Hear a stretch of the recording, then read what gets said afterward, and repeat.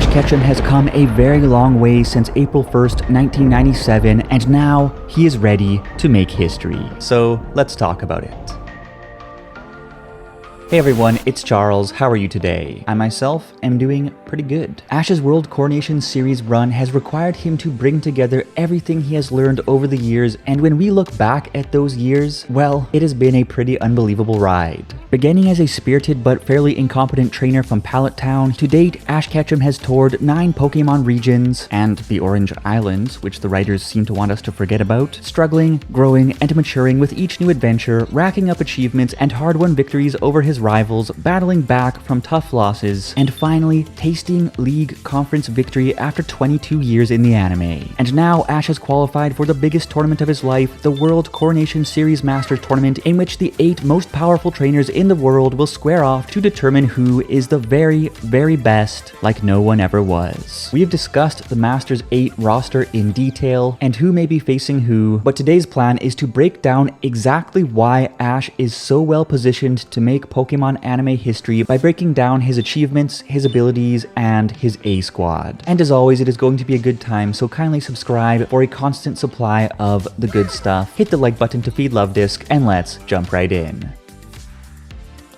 Anyone who only watched the anime in its early years and is just now returning to the show amidst the waves and waves and waves of hype is probably flabbergasted to see the Ash of today versus the Ash of back then. And I am sure that there are many out there who simply do not see him as worthy enough to go toe-to-toe with the likes of Cynthia, Leon, and Steven Stone. But his track record tells a different story. In addition to strong performances in a number of regional conferences wherein he has raised competitive teams from scratch time and time again, a sample platter of his achievements coming into the World Coronation Series include winning the Orange League when he was still green behind the ears, winning the Battle Frontier and being offered a position as a Frontier Brain, taking second place in the Kalos League's Lumiose Conference, and of course conquering the Manalo Conference to become the very first champion of the Alola League. And on the road to qualify for the Masters 8 tournament, Ash has beaten tough opponents left and right, including 2 of Galar's finest, Kalos Elite 4 member Drazna, Unova champion Iris, and in an off-screen exhibition match, champion tier trainer Wallace. Sorry, buddy. The rigor of the World Coronation Series point-based ranking system ensures that only the cream of the crop rise to the top, and thus it has become crystal clear that Ash is more than capable of rolling with the best of the best. As a kid who started watching the Pokemon anime in the 1990s, I never thought we would even see Ash win a league before the anime ended, but as you can see, the anime still has not ended, and just look at where Ash is now. But track record aside, what exactly is Ash bringing into the Masters 8 here and now that sets him up for success like never before? What truly separates Pokemon Journey's Ash from the Ashes of the past is the sheer diversity of special abilities that he has at his disposal for the Masters 8 tournament. And I already made a video explaining his 6 special abilities in detail that you will want to check out, but here is the Reader's Digest version of the special 6. Z-Moves, Gigantamax, Mega Evolution, Aura Bond, G-Max Aura Sphere, and sheer unpredictability. What's incredible is how many options this array of powers gives Ash in any given matchup, as let alone his more unique abilities, which we will discuss momentarily. Having 3 official battle mechanics to choose from per battle enables him to bring out just the right brand of stopping power at just the right time. Lucario's Mega Evolution will be the go-to trump card for those grindy battles. Gengar's Gigantamax is a perfect 3-turn mid-game power play to turn the tides. Pikachu's 10 million volt Thunderbolt is the late-game finishing move to bring out when everyone is on their last legs. And Ash's opponents will never know which one of these boys are coming out until he drops it on them. And to add fuel to the flamethrower, Ash's Lucario has 2 unique abilities that give Ash's de facto seasonal ace an edge in any matchup. In short, thanks to their training session with Ash's Greninja, Ash and Lucario can now leverage their Aura Bond to enter perfect sync and fight as one. And Lucario has also mastered the show-stopping G-Max Aura Sphere technique that we recently saw used to finish off Raihan and propel Ash into the Masters 8. Lastly, we have Ash's signature unpredictability. This ability has given him a consistent edge in battle for years and years, as there is no one out there who can put together such crazy out-of-the-box plays and unpredictable split-second counterattacks quite like Ash Ketchum. And this has made him both robust and dangerous regardless of the team he has fielded. But speaking of the team, let's now discuss Ash's World Coronation Series squad and some of the potential surprises that may be waiting in the wings. Certainly, Ash does have his powerful seasonal aces, but at the end of the day, there is only one Pokemon who is at the core of every single Ketchum team.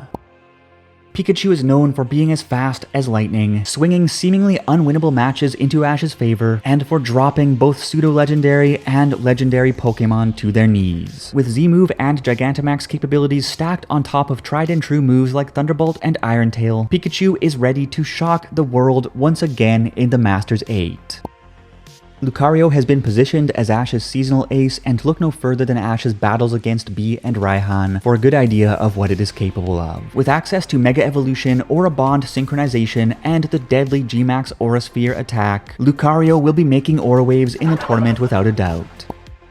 Ash's Dragonite is the power player with the chin who almost single-handedly pushed Ash's team through the normal class and the great class into the hyper class. It's a force to be reckoned with and will soon sharpen its skills by way of a special training session with Paul's Garchomp.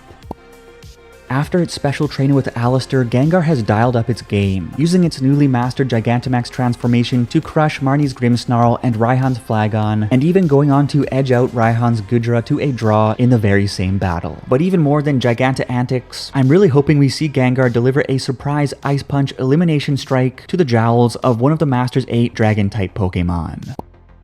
Ash's Dracovish is an absolute question mark of a Pokemon on the pitch, and that makes it especially dangerous when paired with Ash's absolute unpredictability. Back in the Great Class, Dracovish's unconventional play stole a knockout on Iris's Dragonite, and it also sealed the deal in Ash's Hyperclass battle against Kalos Elite Four member Drasna. Keep it weird, Mr. Fish.